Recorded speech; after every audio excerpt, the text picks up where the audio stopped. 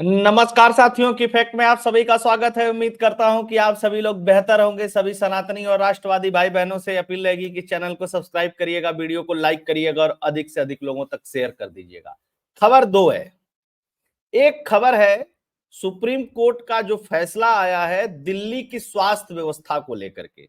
आप लोगों को पता है कि दिल्ली हाई कोर्ट ने कुछ दिन पहले सौरभ भारद्वाज को और दिल्ली के स्वास्थ्य सचिव को बोला था कि आप लोगों को जेल भेज देंगे अगर नियम कानून इंप्लीमेंट नहीं करोगे तो।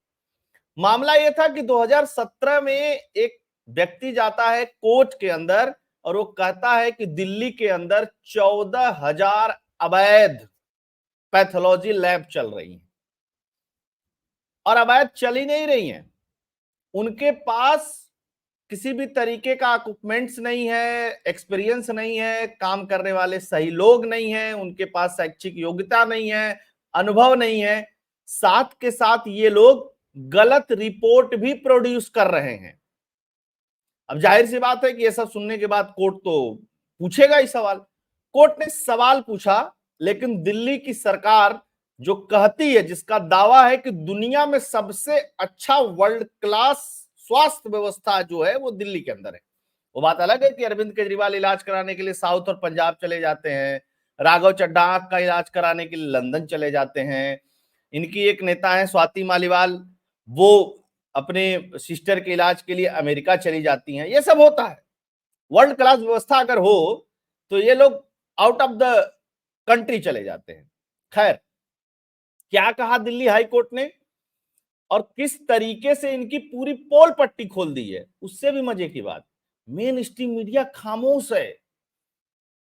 मेन स्ट्रीम मीडिया रोज तो दिखाता है कि देखिए सौरभ भारद्वाज ने कहा कि वर्ल्ड क्लास व्यवस्था है, आतिशी मालिना ने कहा वर्ल्ड क्लास व्यवस्था है, केजरीवाल ने कहा वर्ल्ड क्लास व्यवस्था है। लेकिन जब फैसला आता है कोर्ट का इसके ऊपर और जो कोर्ट कहती है उसके बारे में तो बताऊंगा। इसके अलावा ये एक सोचने वाली बात है कि इतनी खामियों के बाद भी कोई कैसे अपनी योजनाओं का प्रचार कर लेता है, यह समझने वाली बात है। इसके अलावा दूसरी खबर यह है कि केजरीवाल के बीमारी को लेकर के एक दिन दो दिन पहले तो जो कोर्ट में हुआ उसका विश्लेषण तो मैंने किया था। पिटीशन विड्रॉ कर ली थी केजरीवाल के वकील ने, लेकिन फ्रेश पिटीशन लेकर के फिर एक कोर्ट पहुंचे थे। उस पे कोर्ट ने फैसला सुरक्षित रख लिया, लेकिन कोर्ट ने जो कुछ कहा है और कोर्ट में जो कुछ हुआ है उसका भी विश्लेषण करेंगे। सबसे पहले वो खबर आपको दिखाते हैं। आपको जेल भेज देंगे, दिल्ली के मंत्री सौरभ भारद्वाज को हाईकोर्ट ने दी चेतावनी। जाने क्या है मामला, वो मैंने आपको बता ही दिया। लेकिन कल क्या हुआ कोर्ट में, सरकारी अस्पतालों की हालात पर दिल्ली हाईकोर्ट सख्त, 30 दिन के भीतर सिफारिशें लागू करने का निर्देश। 18 तारीख की बात है, फैसला आता है कोर्ट का कि 30 दिन के अंदर सारी सिफारिशें इंप्लीमेंट की जाएं। सिफारिश किसकी? अब इस समय तो चुनाव भी चल रहा है, उसके भी ऊपर भी कोर्ट ने टिप्पणी की। दिल्ली के सरकारी अस्पतालों में बुनियादी ढांचे को मजबूत करने के लिए दिल्ली हाई कोर्ट की ओर से चीफ सेक्रेटरी और प्रिंसिपल सेक्रेटरी हेल्थ को सख्त निर्देश दिए गए हैं। हाई कोर्ट ने आईएलबीएस के चांसलर डॉक्टर एस के सरीन की अध्यक्षता में गठित एक्सपर्ट, ये जो आईएबीएसएल है ये पैथ लैब का ही काम करती है पूरे देश भर में, आप लोगों को पता ही होगा। डॉक्टर एस के सरीन की अध्यक्षता में एक एक्सपर्ट कमेटी गठित की। उस कमेटी ने अपनी रिपोर्ट प्रस्तुत की। उस रिपोर्ट को कोर्ट ने माना कि ये दिल्ली की स्वास्थ्य व्यवस्था में बहुत बड़ी चूक है और जो जो रिकमेंडेशन दिया रिसर्च के बाद उसको डॉक्टरों ने, उसको कोर्ट ने कहा कि 30 दिन के अंदर इंप्लीमेंट करो इसको सबको, और चुनाव आयोग को भी खबर करो कि हम इसको इंप्लीमेंट कर रहे हैं। और साथ के साथ कहा कि इसमें चुनाव को लेकर के जो चीजें हैं वो चुनाव आचार संहिता का उल्लंघन नहीं होगा, क्योंकि ये लोगों के जीवन से संबंधित चीजें हैं। वर्ल्ड क्लास व्यवस्था ऐसी होती है क्या? खैर, उन्होंने कहा। अब देखिए इसमें हुआ क्या था। जस्टिस मनमोहन और जस्टिस मनप्रीत अरोड़ा की बेंच ने 16 अप्रैल की सुनवाई के दौरान यह निर्देश दिए थे।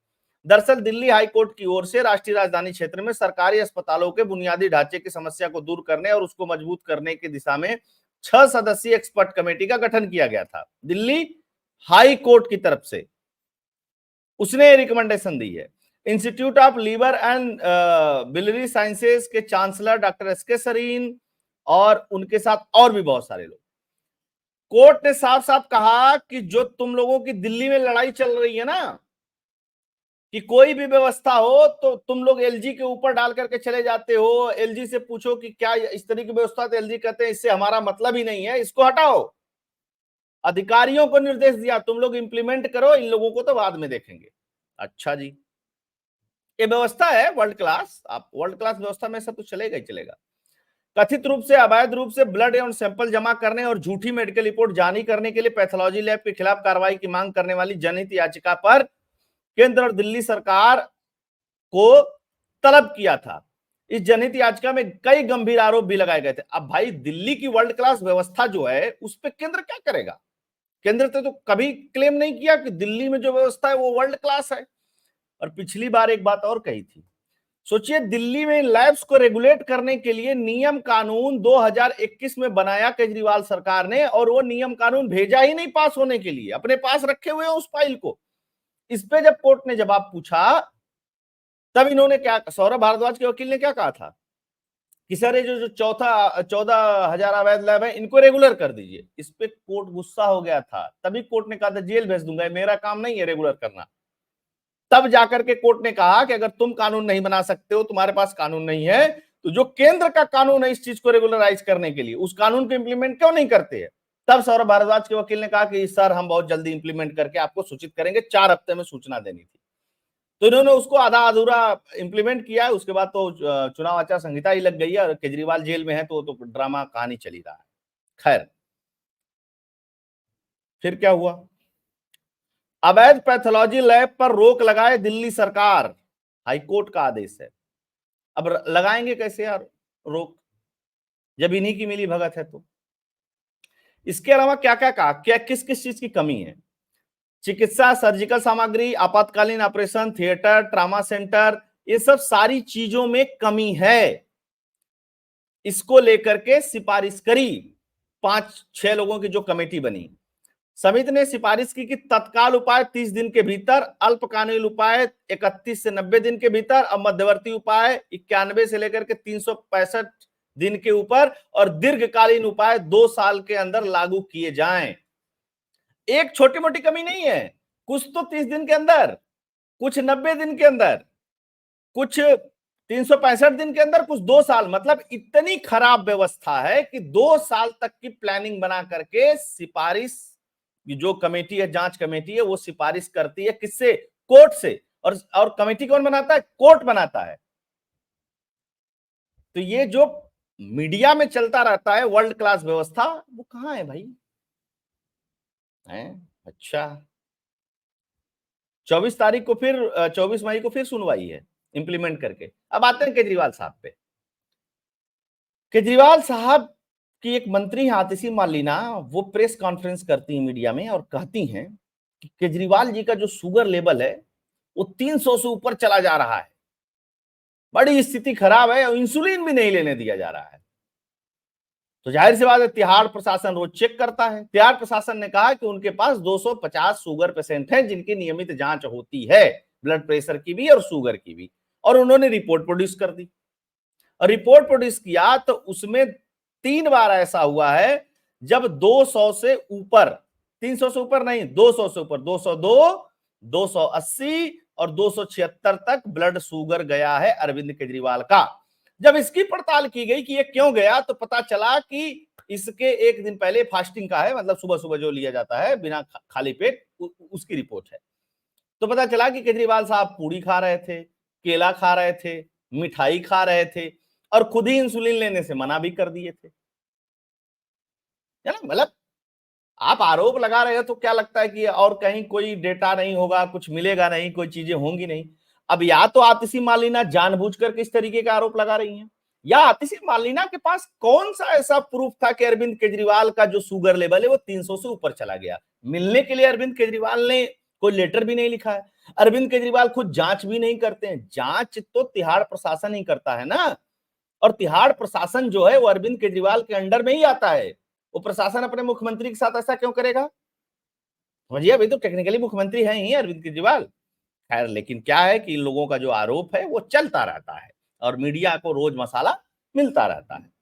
तिहाड़ प्रशासन ने क्या कहा कि मंत्री आतिशी के आरोप पर तिहाड़ प्रशासन ने सफाई दी। कहा उन्होंने केजरीवाल के स्वास्थ्य के बारे में जो कहा वो गलत है। जेल अधिकारियों ने कहा कि केजरीवाल के फास्टिंग लेवल ठीक था, कभी भी 300 तक नहीं पहुंचा। एक जेल अधिकारी के नाम न छापने के शर्त पर एक अखबार से कहा कि कोर्ट के आदेश पर उन्हें घर का खाना और दवाइयां दी गई। जेल में 2 डॉक्टर उनके स्वास्थ्य पर नजर रख रहे हैं और देखभाल कर रहे हैं। तिहाड़ में शुगर की समस्या के 250 मरीज हैं, जिसमें केजरीवाल भी शामिल है। इन सभी की देखभाल जेल के डॉक्टरों द्वारा की जा रही है और तत्काल ईडी की प्रतिक्रिया इस पे नहीं आई है। अब अभिषेक मनु सिंह भी क्या कह रहे हैं, इनके वकील, कि भैया ईडी को क्यों सूचना दी कि केजरीवाल क्या खा रहे हैं क्या नहीं खा रहे हैं, ईडी का क्या काम। अरे भैया, तुम इसी के बिहाफ पर जाकर के जेल से बेल मांग रहे हो और कह रहे हो ईडी का क्या काम। वाह, तुम लोग झूठ बोलो। डेली मीडिया में मंत्री होते हुए भी, दिल्ली की शपथ ली हुई मंत्री तो बता रही केजरीवाल का शुगर 300 पहुंच गया। कहां से आई ये रिपोर्ट भाई, और ईडी ना कुछ पूछे। खैर, जेल में केजरीवाल की डाइट और दवा से जुड़ी याचिका पर सुनवाई पूरी, कोर्ट ने फैसला सुरक्षित रख लिया। अब हुआ क्या, ईडी ने कहा कि एम्स के डॉक्टरों का एक पैनल बना दिया जाए जो केजरीवाल के सेहत की जांच करे। तो ईडी ने कहा कि केजरीवाल के सेहत की जांच के लिए, केजरीवाल के वकील ने कहा कि केजरीवाल की सेहत की जांच के लिए हमें ईडी के एडवाइस की जरूरत नहीं है, एम्स का पैनल नहीं करेगा जांच। अब ध्यान दीजिएगा, इसी तरह मनीष सिसोदिया बार बार अपने पत्नी के बीमारी को लेकर के बेल मांग रहे थे और कह रहे थे पत्नी बीमार है, यहां भर्ती है वहां भर्ती है। जब ईडी ने कहा कि ठीक है सर, अब इस देश का तो सर्वोच्च हॉस्पिटल जो है वो एम्स ही है, और एम्स दिल्ली में है संजोग से, जो सबसे बड़ा वाला एम्स है। अब एम्स तो कई जगह खुल गए हैं, लेकिन जो सबसे बड़ा पुराना प्रतिष्ठित एम्स है वो दिल्ली में। और दिल्ली का जो एम्स है वो इंडिपेंडेंट बॉडी है, ठीक है, गवर्नमेंट उसको फंड करती है, सेंट्रल गवर्नमेंट, तो उससे उसका पैनल जांच कर लेता और वो पैनल बना देता कोर्ट। लेकिन नहीं, ड्रामा करने का मौका कहां मिलेगा, गड़बड़ा जाएगा काम ना, वो तो पैनल एक्सपर्ट रिपोर्ट दे दिया करेंगे, मैनेज होंगे नहीं वो। दिल्ली के सीएम के वकील ने कोर्ट को जेल प्राधिकरण से पूछना चाहिए कि ईडी को केजरीवाल के खाने की एक एक डिटेल किस प्राधिकरण के तहत दी गई, जेल प्राधिकरण ने किस अधिकार के तहत कोर्ट के द्वारा सुझाए गए डाइट को, बाहर का खाना क्यों केजरीवाल को देने दिया। इस पर जेल प्राधिकरण ने कोर्ट के समक्ष कहा कि केजरीवाल को जेल में लाया गया था तो वो पहले इंसुलिन ले रहे थे, लेकिन बाद में उन्होंने खुद इंसुलिन लेने से मना कर दिया। अब भैया, आप खुद ही मना कर दे रहे हैं इंसुलिन लेने से और आरोप दूसरे के ऊपर लगा दे रहे हैं। मिठाई खुद खा रहे हैं, केला खुद खा रहे हैं, चीजें पूड़ी खुद खा रहे हैं, तो अब ये करें कि नहीं नहीं नहीं, वो एक त्योहार था तो त्योहार के दूसरे दिन पूड़ी आलू खाते हैं, तो इसलिए केजरीवाल साहब ने एक दिन खा लिया। तो भैया, जिस जिस दिन केजरीवाल साहब ने खाया उस दिन के दूसरे दिन उनका जो फास्टिंग शुगर था वो बढ़ गया, लेकिन 300 तो नहीं पहुंचा ना। ये रिपोर्ट कहां से आई, मतलब ये बहुत कौतूहल का विषय है। ये तो रिकॉर्डेड चीजें हैं ना। मीडिया में आओ कह दो केजरीवाल को धीमा जहर दिया जा रहा है, मीडिया में आओ आकर के कह दो 300 से फास्टिंग शुगर बढ़ गया, मीडिया में आओ कुछ भी जो मनाए वो बोल करके चले जाओ। अच्छा, कोई दूसरा व्यक्ति इस तरीके की बात करता है तो समझ में आता है। एक जिम्मेदार व्यक्ति जो संविधान की शपथ लेता है वो इस तरीके की बात करता है उसी सरकार का, तो फिर गंभीर सवाल पैदा होते हैं। और किसी मीडिया वाले की हिम्मत नहीं है कि आतिशी मालिना से सिर्फ इतना सा सवाल पूछ ले कि मैडम, दिल्ली जेल तो आपके अंतर्गत आती है, क्या दिक्कत है आपको। केजरीवाल ने एक और पेच फंसाया आज, कोर्ट से कहा कि मेरी पत्नी के निगरानी में मेरे डॉक्टरों से रोज 15 मिनट मेरी वीडियो कॉन्फ्रेंसिंग पे बात होनी चाहिए। क्यों भाई, आप जेल में हो तो बात तो जेल मैनुअल के हिसाब से होगी, पहली चीज। दूसरी चीज, खाना तुम घर का खा रहे हो, अगर ये तिहाड़ प्रशासन का खाना खाते तो फिर बवाल दूसरा मचता है। अब तो जिसे मतलब ये लोग यही नहीं समझ पा रहे हैं कि इनको करना क्या है। जब आदमी फंस जाता है ना, केजरीवाल के पास मेडिकल ग्राउंड के अलावा जेल से छूटने का कोई ग्राउंड तो दिखाई दे नहीं रहा, इसलिए जानबूझ करके इस तरीके की चीजें कर रहे हैं। पहले दिन पिटीशन इसीलिए वापस ली गई, दूसरे दिन फिर उसमें लगाई गई। क्या मतलब है इसका? तो देखते हैं सोमवार को संभवतः कोर्ट का फैसला आएगा। कोर्ट क्या फैसला इसमें देता है, केजरीवाल को क्या फैसिलिटी देता है, केजरीवाल को क्या वीडियो कॉन्फ्रेंसिंग से बात करवाएगा उनके डॉक्टरों से, या कुछ और बातें होंगी, या ये सुप्रीम कोर्ट जाकर के जमानत मांगने से पहले का एक परसेप्शन, एक नैरेटिव क्रिएट किया जा रहा है। जो कुछ भी हो, चीजें जल्दी साफ आ जाएंगी और कोर्ट का फैसला भी आ जाएगा। आप सभी लोग जुड़े, बहुत बहुत धन्यवाद। सभी लोगों से आग्रह रहेगा कि वीडियो को लाइक कर दीजिएगा, अधिक से अधिक लोगों तक शेयर करिएगा। कंटेंट अगर पसंद आता है तो चैनल के लिए कंट्रीब्यूट भी करिएगा। फोन पे, पेटीएम का नंबर स्क्रीन पे दिया हुआ है। सब्सक्राइब जरूर करवाइएगा लोगों से और लाइक जरूर करिएगा। जय हिंद, जय भारत, जय श्री राम।